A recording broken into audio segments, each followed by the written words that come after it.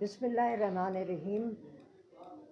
जो ख़ुदकुश धमाका हुआ है वहाँ पर इस्लामाबाद में, और वो भी जब नमाजी नमाज पढ़ रहे थे, और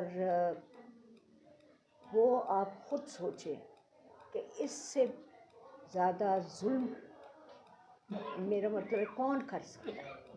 वही कर सकते हैं जो मुसलमान नहीं हैं, वही कर सकते हैं जिनके दिल में कोई प्यार मोहब्बत और कोई, मेरा मतलब है, कोई तकलीफ़ नहीं है। आप लड़ाई तो नहीं लड़ सकते, मगर आप इस तरह की हरकतें ज़रूर कर सकते हैं।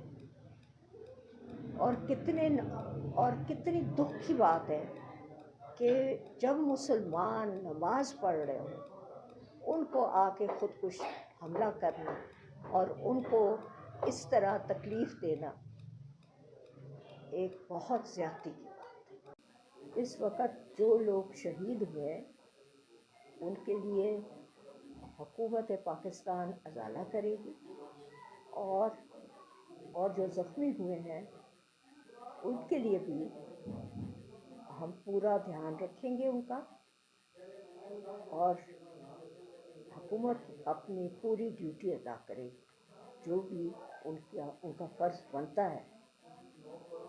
और सब कुछ पता करने के बाद जिसने किया है उसका जवाब भी हम पूरी तरह देंगे।